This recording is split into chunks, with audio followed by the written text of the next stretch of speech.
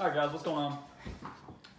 Alright, so this is going to be video number 3 for the channel. We're going to be talking about the 4 different parts of the fishing season, which is going to be, you know, your summer, your winter, your fall fishing, and then your spring fishing. First one we're going to cover is the summertime fishing. We're going to start all the way down here where I've got my baits lined up right here. Topwater. So you got your fish that are going to be going deeper in the summertime months. They're going to be going deeper because they want to get into the cooler water. Because in those shallower parts of the lakes and whatever body of water you're fishing, the shallower it is, the hotter the water is. And those fish are cold-blooded and they want to go to the cooler water. So they're going to go deep. So you want to find structure, trees down or rocks, any type of thing you can find, humps, ridges, deep channels. Those are going to be where the fish are at. So to get down there, one of the probably top two to three baits is going to be a big crankbait. They dive really deep down. The bigger the bill, farther it dives. Those are going to be really good to fish in the summertime, along with Carolina rigs and Texas rigs.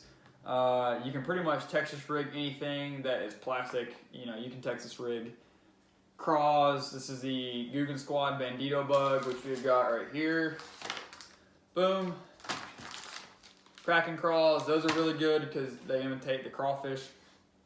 And that is like bass crack. Bass love crawfish. You can Texas rig a Senko, which this is the Gary Yamamoto Senko. This is the 5-inch, I believe. We've got the Lunker Hunt Senkos. Googan Squad actually makes really good Senkos. The Lunker Log, they make bigger ones too. So those are really good baits to get down deep. But on those overcast, rainy days, if you are happen to be out fishing, which some of the best fishing I've done is on those days, any type of topwater. So number one is frogs. These are great because they're weedless. Most of the time they're going to get stuff on them, but for the most part, you can throw these in thick grass and lily pads and stuff. So those are really good baits for summertime. Another topwater bait is this Yappa Rat by Lunker Hunt. Same company that makes these right here. They make this spider, and they've got this little prop tail shad. Another good bait are jigs, especially heavier head jigs that dive deeper. Close to those 3/8 ounce, or not 3/8, the 1/2 ounce jigs. Those are really good. We're gonna move into the wintertime now. Wintertime is really close to summertime. The fish are gonna be deep as well because the ground temp is a lot warmer than the shallow water, because it's just the ground temp is warmer. So deeper they go, the warmer the water. So you're gonna use it pretty much the same principles with summertime fishing. Not exactly the same, but to get down deep, jigs work really good. Cranks. And the reason I say cranks is because when those fish are in that wintertime mode, they're really lethargic. They're not active, but they're not very active. So you want to get a reaction out of them. You want to entice them. So when you get these down to the depth they're at and you're dragging the bottom, that's going to be what triggers the bite. So that's a really good tactic for wintertime bass fishing. Same with flukes or plastic jerk baits. Those are really good. In clear water, you can throw these jerk baits. I'm not saying you can't throw them in dirtier water, but clear water, they tend to work a lot better. Any type of shad works good. I've got 3 types right here. Little paddle tails. All of them are paddle tails. These are my favorite swim baits by far. These are the Rage swim baits. They've got a little cutout right there where you can't really see it, but the hook comes out. I use these on a lot of my chatterbaits. Excuse me. They're great trailers for chatterbaits. Spoons, they work really well in the wintertime. You want anything that intimidates the shad and that gets deep. Those are the two things you take away from wintertime bass fishing.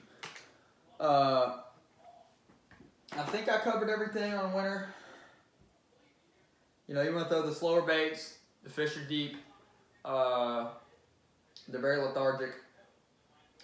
Rocks, another good tip, rocks hold heat. So if you can find rocks down deep, that's going to be where your fish are at. So you want to fish the reaction baits or the jigs down there close to the rocks as you can. And those are going to be where you're going to get your bites and your biggest fish at.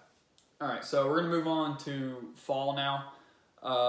In the fall, the fish are starting to go from that deep water up to the shallow water. They're starting to follow the shad in into those shallow coves and stuff like that. So they're chasing shad. They're gonna be, like I said, going shallow. Good baits are gonna be lipless cranks, spinner baits. Anything that imitates a shad is gonna be good. So you got your swim baits like I've already showed you right there. Boom, boom.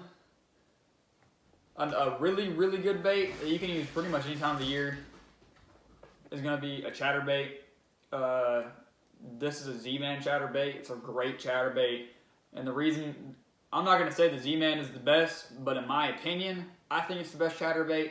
And I think a lot of people agree with me on that because the way they make these bills right here, which is what makes a chatterbait, it's basically just a jig with the bill on it. The way they interact, as soon as they hit the water, they start vibrating. So, as soon as they dive into the water, they're vibrating. That's what you want. If you've got a cheap chatterbait that dives in the water and then it doesn't start immediately, which is what the case is with a lot of those cheaper chatterbaits,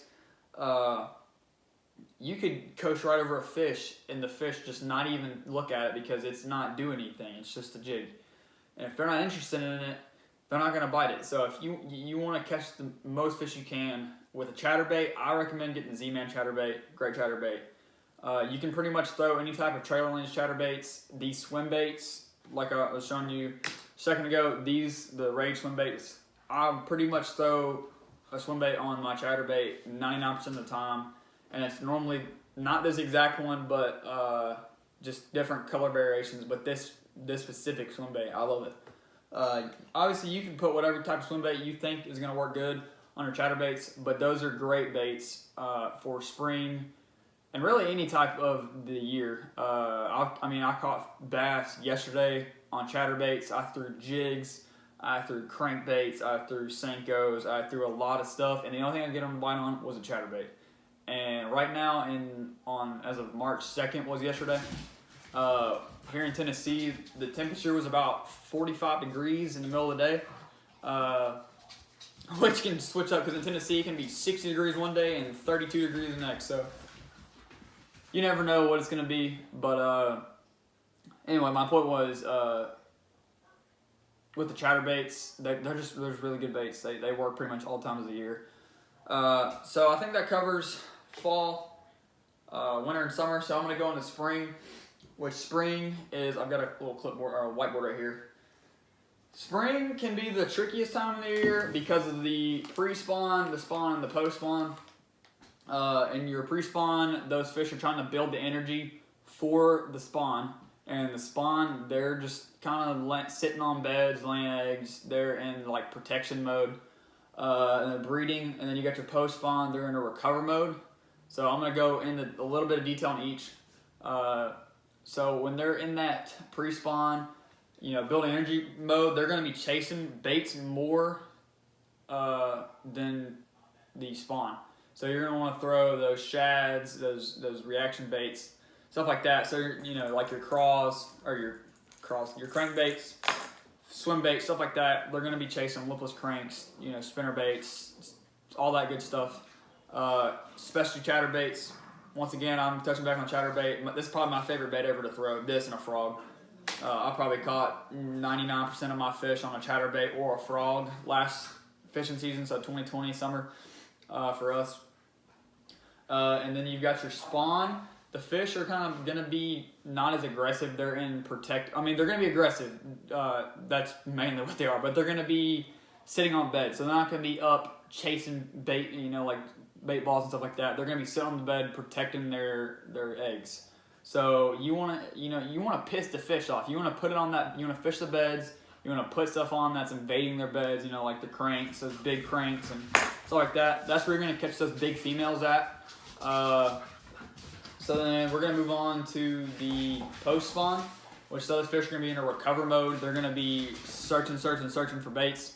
So swim baits, swim baits, spinner baits. Sorry, I lost my words there for a second. Swim baits, spinner baits, chatter baits, all that good stuff. Really good.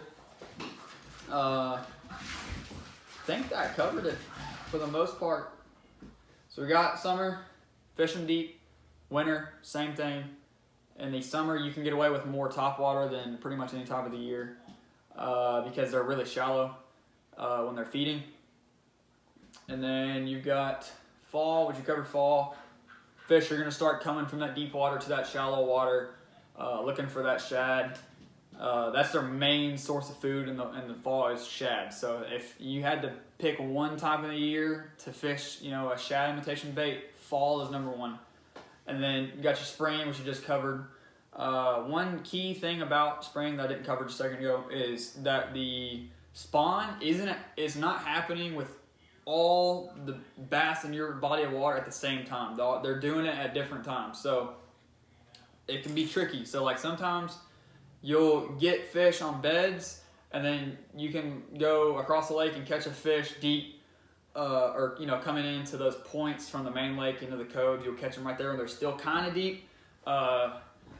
So you'll notice those aren't the fish that are in the spawn. Those are fish that are in the pre-spawn. You know, they're coming up still. So that's tricky.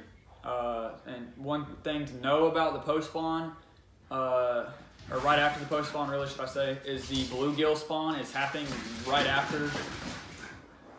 Sorry, my dogs are crazy. The bluegill spawn is happening pretty soon after the bass spawn. So that's one thing to, you know, make a mental note of. But yeah, you guys let me know what you thought of the video. I know I'm still getting the groove of YouTube and making videos and stuff. As you can tell, I'm pretty nervous still. Still getting comfortable with being in front of a camera. But I think the video quality is going up every time I make a video. But yeah, you guys let me know what you thought of it. Let me know if I missed anything that you'd like me to cover. Because I will surely make another video about anything that I missed. Which I'm sure I did, because I'm not a pro fisherman. I'm just a guy that, you know, enjoys fishing and he's been doing it for a while. So, you know, I know a couple tips and tricks on how to catch some bass. But yeah, if you guys like the video, like it, comment, you know, tell me what you liked about it. Share it to your friends, family, whoever, your grandma, who cares, doesn't matter. Share it if you didn't mind. And yeah, I will see you guys on the next video. Later.